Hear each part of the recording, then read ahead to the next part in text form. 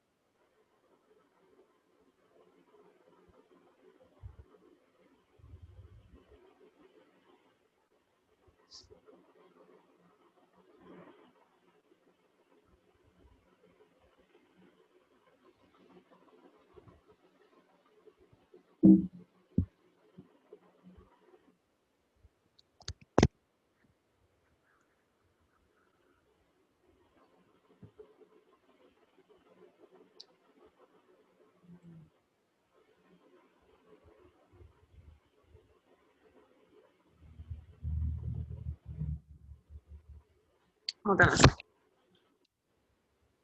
Are the participants here? They are coming. Okay. I have to Admit them, yeah. admit them, yes. And here we are.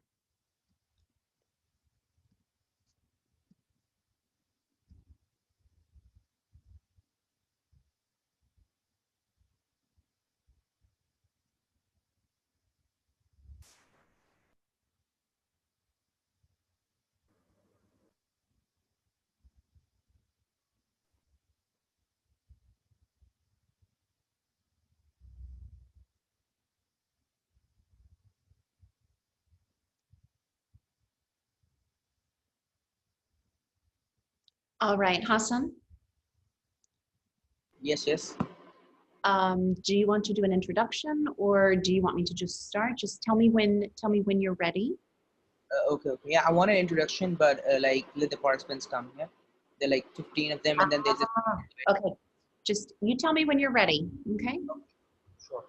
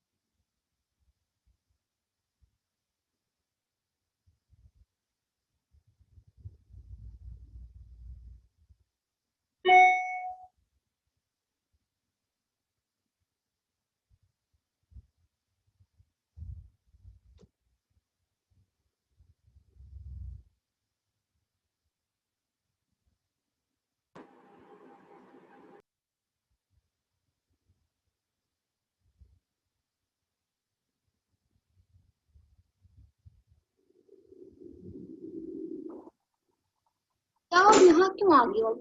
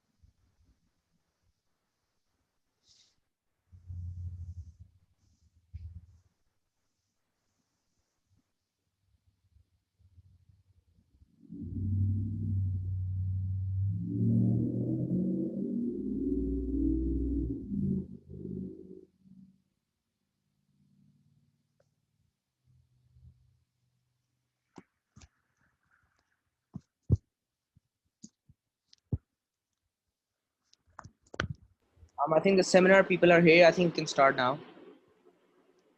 All right. Is there someone who will be translating? And do you need me to wait and pause in between? No, we've kept the presentation simple, so I don't think there's a need for that. Like, Okay. I think, yeah, let's just start. All right. Well, I would like to start by welcoming everyone. I'm honored to be here to speak with you today. And my name is Sarah McDougall. I am an abuse recovery coach and an author and a speaker and trainer. So I work with educating community leaders about the importance of recognizing and responding to domestic violence. I am also a survivor of domestic violence, and that is how I began studying and becoming a presenter originally. That was my motivation, to help other women. So I am thankful to be here with all of you today, and I hope that we can have a very productive and informative educational presentation together. I believe that it is very important to address difficult topics like domestic violence because we want our communities to be healthy, we want our communities to be safe, we want our communities to be happy, and we want the next generation of children to grow up safe and healthy and happy with the most tools that they can have to become successful, contributing citizens of our culture and our society. Now, I recognize that I live in a very different culture than many of those who are on our presentation today, but I believe that it doesn't matter where you grow up or what your culture or your language is. Every mother wants her children to be safe and to be healthy and to be happy. And every woman has a desire to also be safe and healthy and happy. These are things that lead to success in our communities. Domestic violence is a very, very large issue, and it is one that that affects roughly 1/3 of households. That means 1 in 3 women are living with or have experienced domestic violence. Now, very often we think of domestic violence as something that is just physical assault. And this is unfortunately a very narrow and incomplete definition of domestic violence. We have a presentation, and I would like to share my screen. So if you will give me a moment, I want to share the screen, and I will continue presenting, but we will have visuals as well instead of just looking at me. So just give me one moment, and I'm going to share this. And can you please let me know if there is any issue here? Can you see the screen okay? Yes, we all can. You can see, great. This is good. All right, so let's discuss the issue of domestic violence. Now, as you can see from the photo here, we often think of domestic violence as a black eye or as bruises and physical violence. Domestic violence absolutely includes physical violence, but there are also other issues with domestic violence that we don't always know about. It can also be called domestic abuse or family violence or intimate partner violence. These things can happen in a marriage. They can happen from parents to children, between spouses, or in other types of relationships, even if the people are not married. So it can be Domestic violence and domestic abuse can be committed or perpetrated by a partner in a relationship, whether it is a same-sex relationship or a traditional heterosexual relationship. It can also continue even after the survivor of the abuse has left the home. So if you were in a relationship with someone and then you break up, the relationship comes to an end, and then they continue to abuse you. They may stalk you. They may make you feel scared or uncomfortable. They may continue to financially harm you. There are many ways that domestic violence can take place. And it is important to be aware of these and to know that it is okay and even very important to seek safety. I want to share 5 of the types of domestic violence that you may not always think of. Now, the first one is very obvious, and that is physical abuse, physical assault or violence where you become physically harmed.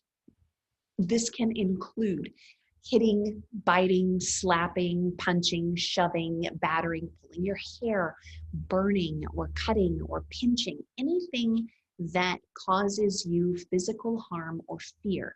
That can also include preventing you from obtaining medical treatment, refusing to get medicines that you need, refusing to take you to the hospital or to the doctor if you feel ill, or doing the opposite and forcing drugs or medicines or pharmaceuticals or treatments on you when you have tried to refuse them. All of those are physical abuse. Now, I want to add a couple of other things. One is that choking, which is considered, the official term is non-fatal strangulation. But choking in any form, breath control, whether it is in sexual play or just controlling you as a person, putting someone's hands around your neck. The data and studies show that non-fatal strangulation, commonly called choking, increase your risk of being killed by the person who has choked you between 750 to 800%.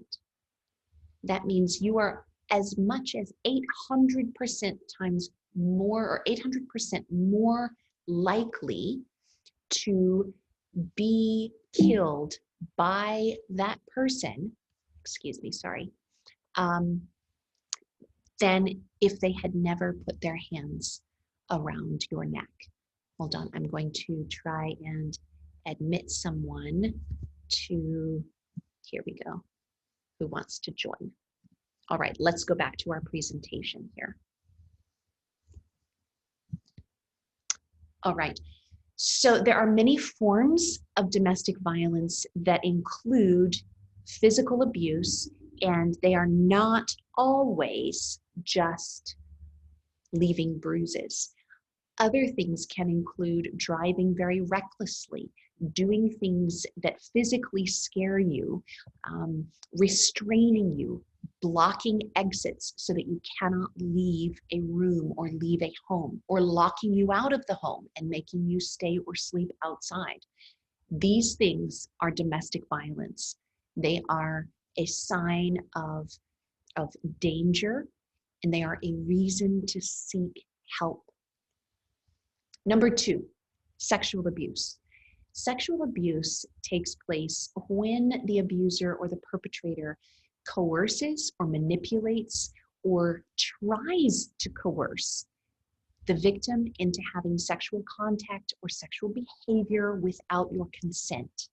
That means if you are asleep and they try to have sex with you or initiate sexual contact and you are not awake to be able to give consent, that is sexual assault. It is sexual abuse. That can include even if you're married. That means that there is such a thing as marital rape.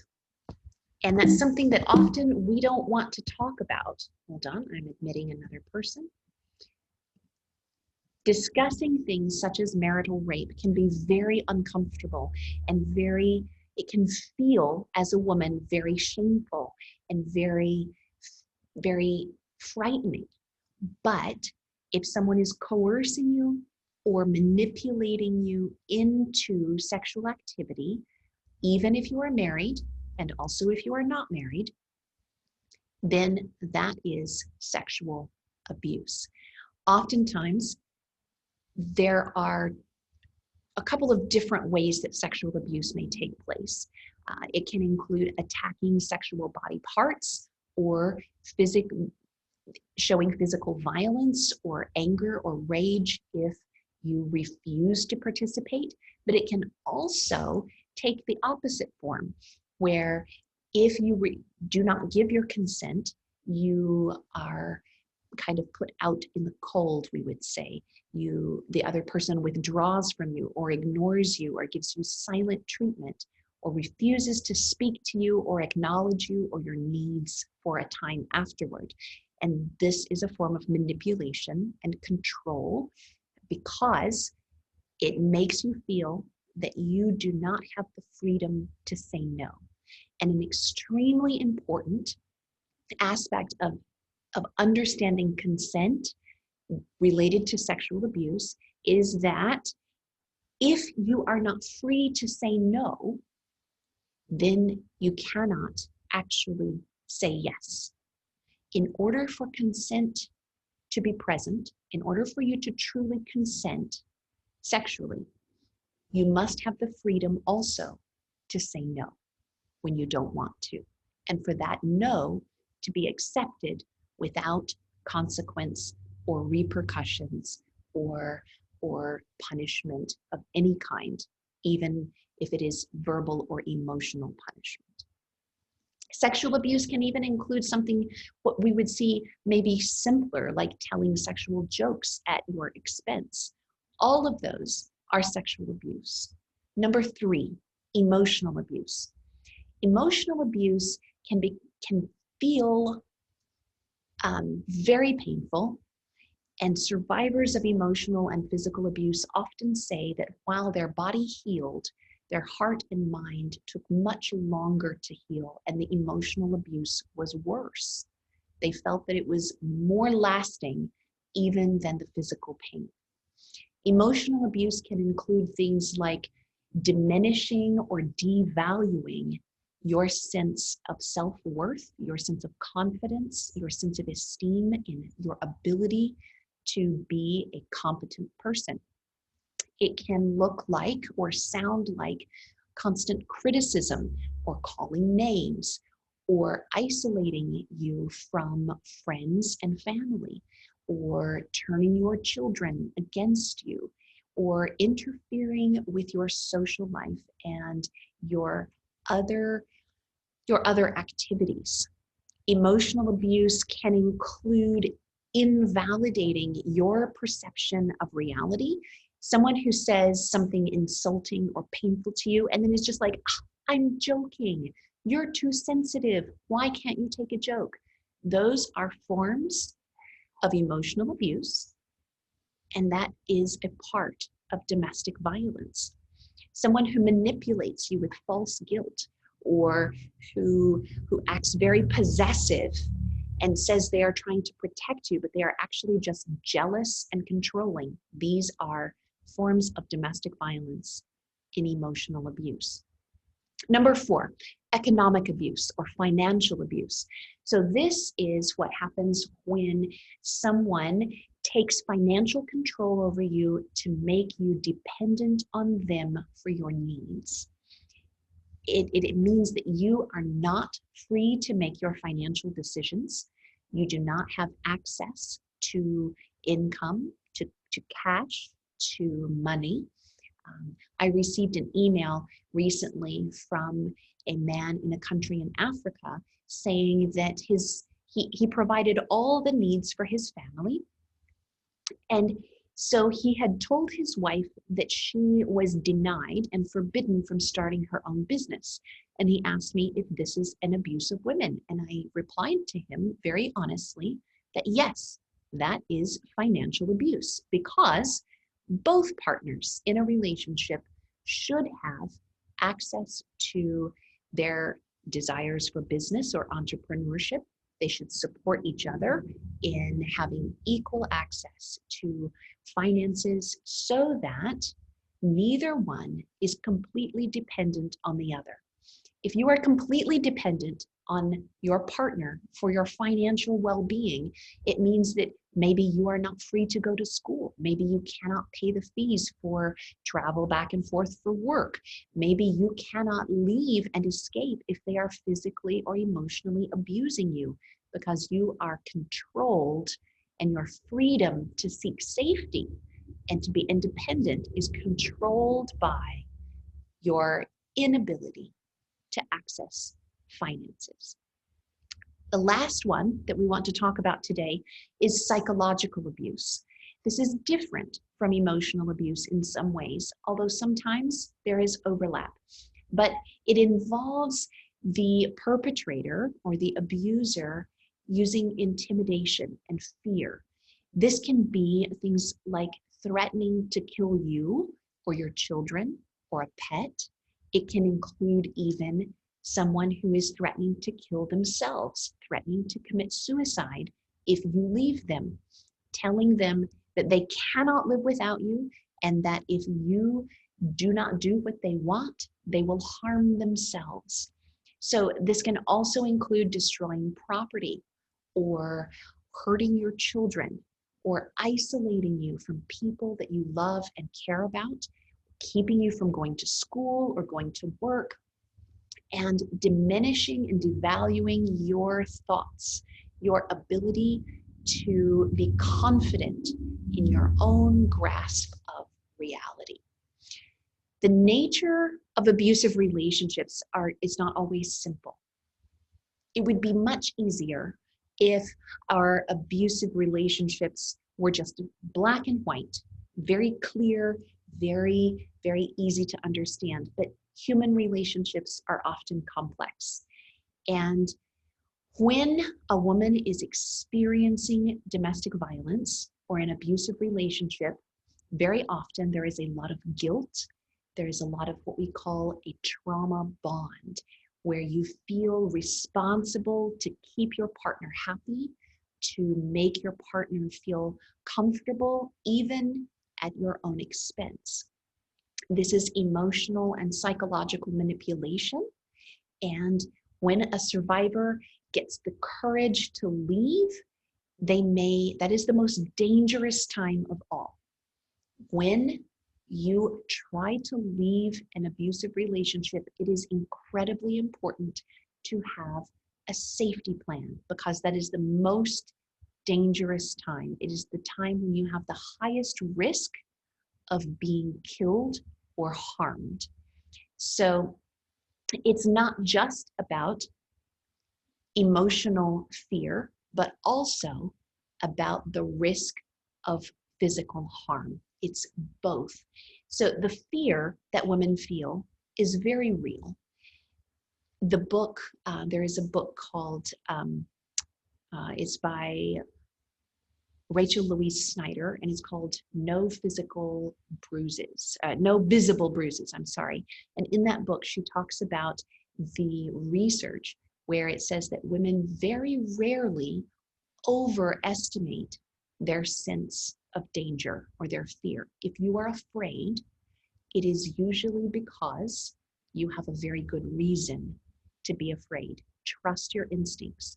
Listen to what your mind is telling you if you feel that you have something to be afraid of, whether it is a partner or a friend or a parent in an abusive relationship. The rise in the risk of violence after separation is very, very large. In England, Wales, and Northern Ireland, 41% of women who had been killed by a male partner or former partner were in the process of separating or had been trying to leave. 11 of these women were killed in the first month of separation, and 24 were killed within the first year, and that's from the femicide census this year in 2020. After being away for 1 year, it often gets safer, but the first year after leaving a violent relationship or an abusive relationship can bring a lot of danger, and it is important to have a safety plan and to be very, very careful. Now, so there are multiple aspects in the nature of abusive relationships. One is that sense of fear. Two is that risk of physical assault and physical trauma. A third is mental trauma, psychological abuse. So individuals who have experienced domestic violence are at high risk of appearing to maybe be less mentally stable. That doesn't mean that you are mentally unstable. It means that fear and trauma have impacted you and you are seeking safety and stability. Mental challenges in psychological effects of an abusive relationship can include PTSD. That's also called post-traumatic stress disorder. That can include flashbacks, nightmares, anxiety, uncontrollable thoughts. There's also risk of depression or prolonged sadness. A lot of times, victims of domestic violence have a very hard time with having confidence in their own decisions because they have been taught to second guess themselves. And this causes a lot of anxiety, wondering if your perception of reality is accurate because you have been psychologically abused and taught to doubt yourself, to doubt your ability to grasp reality. This also happens often if someone is lying to you a lot. You will see something happen, they say it didn't happen, and then you begin to wonder if you are crazy. This is psychological trauma. It includes low self-esteem and can even include wondering about suicide or suicidal ideation or attempting to kill oneself. These things are unfortunately very normal. So if you have experienced domestic violence and you are feeling this way, you are not alone and you are not unusual. This is normal results of an abusive relationship, and finding safety and being able to live with stability will bring you strength, and it will get better with time. A fourth aspect of abusive relationships can be the great difficulty of getting on your feet. That's a phrase we use to say reestablishing yourself financially.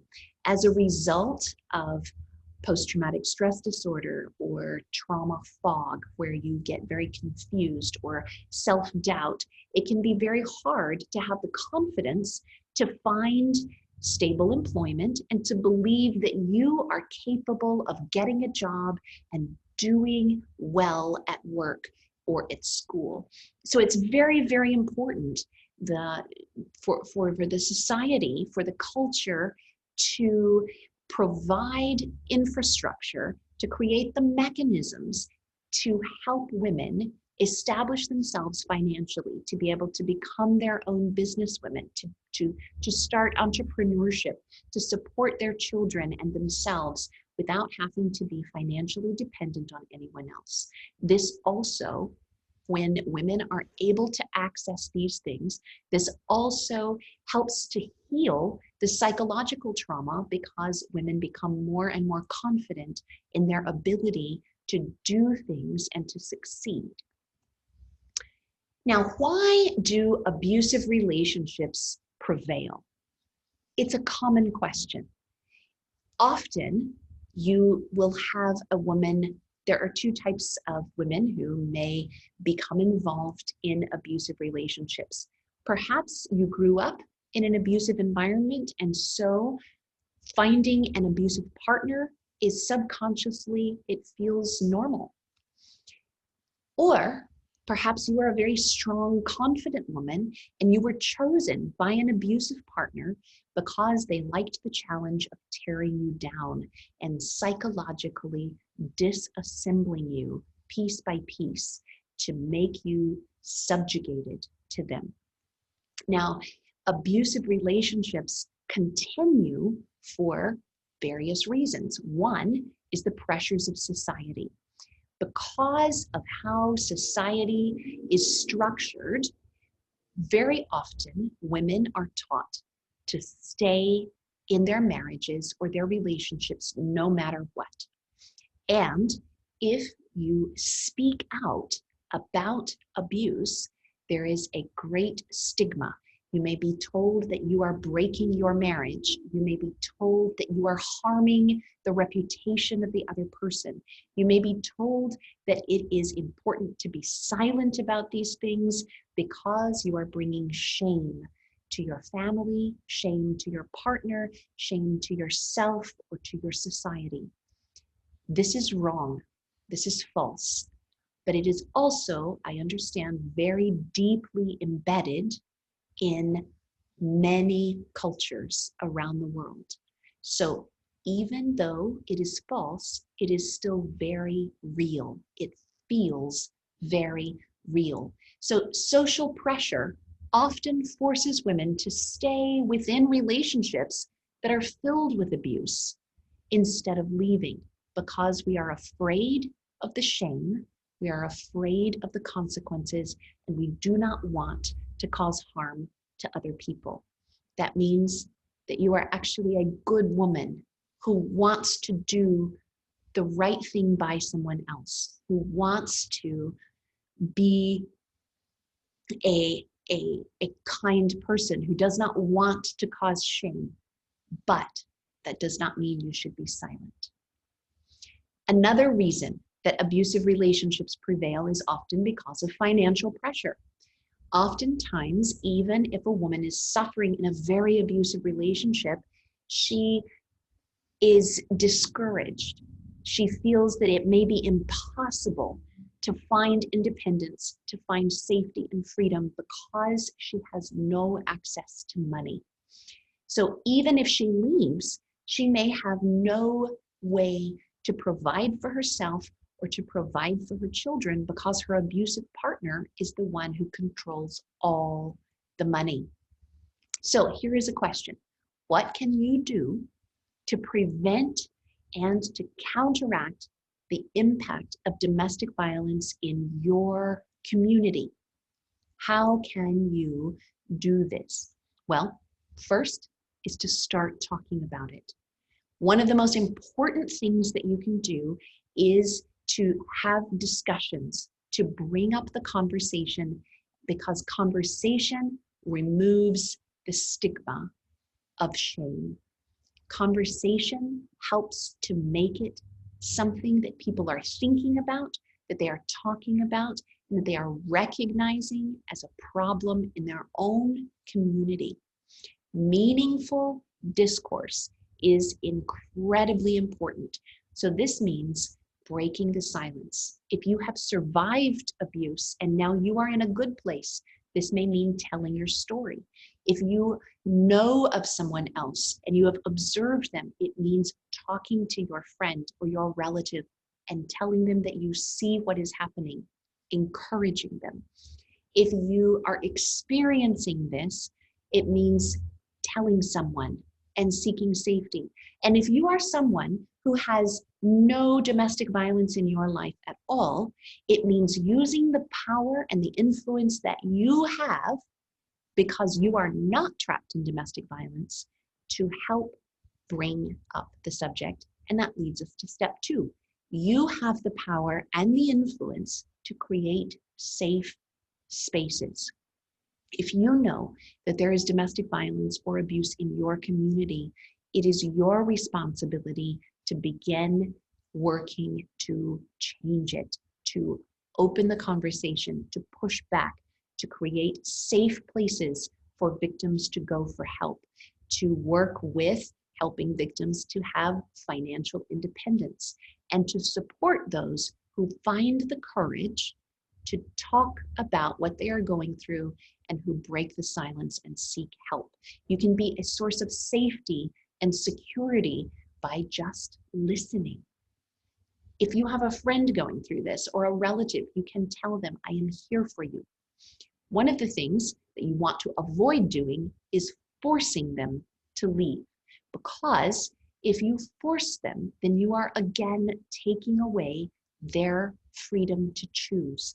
What we do instead when we are supporting victims of domestic violence is empower them to find the courage to make the choice for themselves.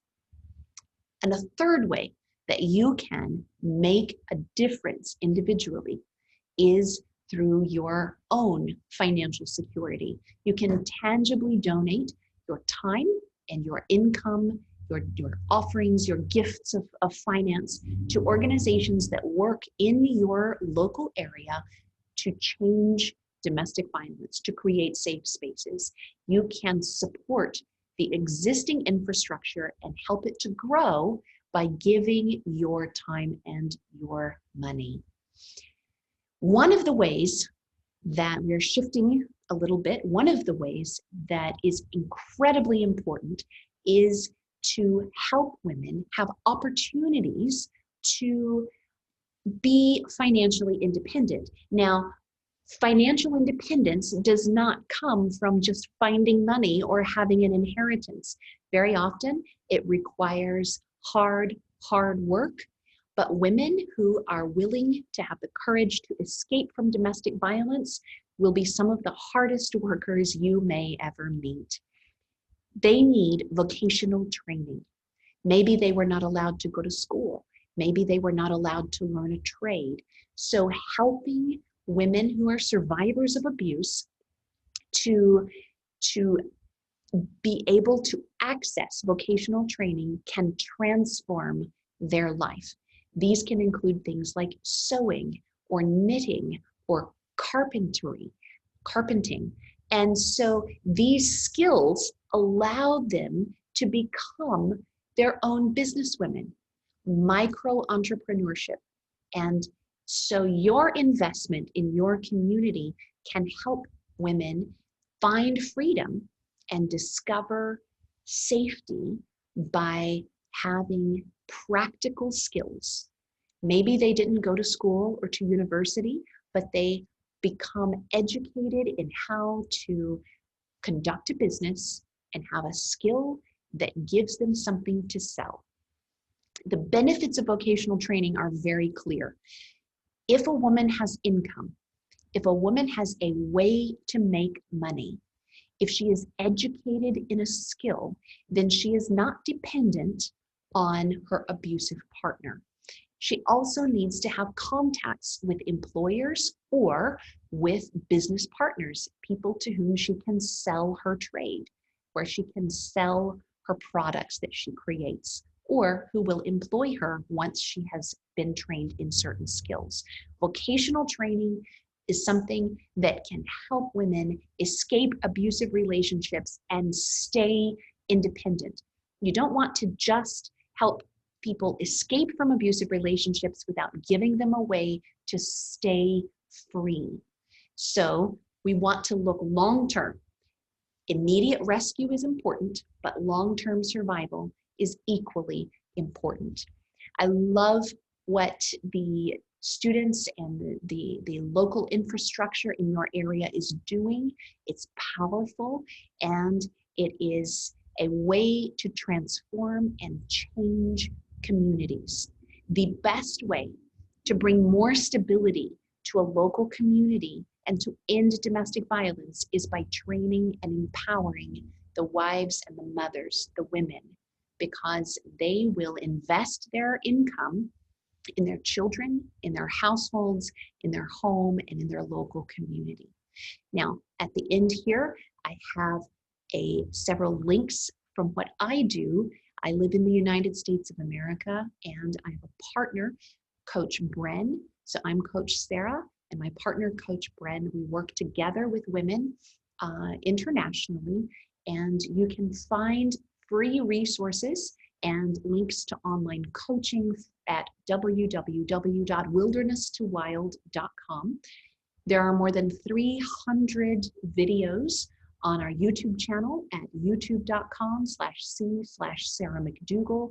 These are videos about understanding abuse and how to escape abuse and how to recognize abusive things in your life. You can connect with me directly on Facebook if you are on Facebook at facebook.com/Sarah McDougall author. And Coach Bren, her specialty, my partner, her specialty is in functional wellness after abuse. That means getting your health back, getting your body and your mind to function properly after experiencing trauma in an abusive relationship. And you can connect with her on Facebook at facebook.com/BeWiseWellness, or either one of us at the wilderness2wild.com website. Thank you very much for coming today. I hope that this is a powerful and a presentation that brings freedom and education and awareness to you wherever you are listening. Sarah? Yes. Hello? Yes. Can you hear me?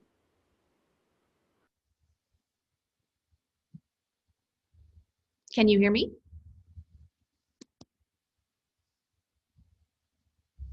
Hello? Hassan. Yes, I can hear you. Now I can hear you. Yes. We're muted. I believe someone has a question. Can you ask that? Absolutely. Yes, hello? Can you hear me? I can hear you. This is Hello? Harris. Okay, so I was the one who had a question. So first, I want to say thank you so much for delivering such an informative presentation. It was really mind-opening. So my question was that you mentioned how we should help create safe spaces for victims. How should we approach conversations if we are in contact with a certain survivor without being insensitive to their struggle? This is a very good question. So there are multiple ways. It is important for local communities to have safe homes where a woman can go if she is in immediate danger. I don't know what it is like where you live in your town, but I know even in the United States, very often if a woman goes to the police, sometimes she does not get the help that she needs. So having a shelter for domestic violence victims is very important. If you see a friend who is not ready to go to a shelter or to actually physically leave the abusive relationship, it is important to provide a safe space by being encouraging and listening. Statistics show that a woman may try to leave as many as 7 times before she successfully escapes an abusive relationship. So very often, those who are friends or who are trying to be supportive and trying to listen, if a woman has tried to leave and she goes back because of the trauma bonding, or she tries to leave again and then she goes back because she couldn't support herself, any of these things, those who are support get discouraged and they think, I keep trying to help you leave, you won't leave, I give up. Don't do that. Continue to be willing to listen and to encourage and to remind her that she can do this, that she can have courage. Also, a way to be a safe space is to use your influence and your connections to help an abused woman to meet with people or to connect with a network of those who can help to train her, who will employ her, who will give her an opportunity for work so that she can become financially independent, or can find education and vocational training to take steps in that direction. Okay, thank you so much. You're very welcome. Is there anyone else? Can you hear me? Yes, I can. Yeah. Someone else is asking this question. What can we do to convince survivors of domestic violence to take therapy? Ah, um, again, this is a stigma issue because very often we have been taught to see therapy as something for sick people. And we say, I'm not sick and I'm not crazy. I don't need therapy. So survivors can be very stubborn. But one of the best ways, in my experience, is to help a survivor to understand that what she needs most is healing, and what she wants is healing. So if she can change her perspective of therapy as not because she is crazy, but because there is someone else who can help her find stability and safety and healing from the things that have happened to her, then she can be a better woman, a stronger woman, and a stronger mother. If she has children, one of the best motivations for therapy is so that you can be the best possible mother for your children.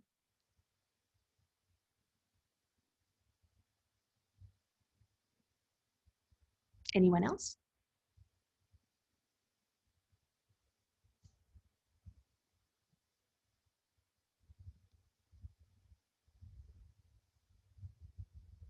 No?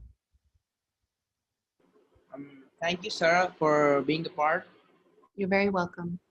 It It's was my lovely and means a lot, actually. Thank you so much. I would love to hear from any of you. You have my contact information. If there's any way that I can help or provide other information or support, please feel free to contact me. Thank you for what you are doing. Okay, thank you. You're very welcome. If it is okay with you, Hassan, I will go ahead and end the call here. Sure. Thank you so much once again. Okay. Just.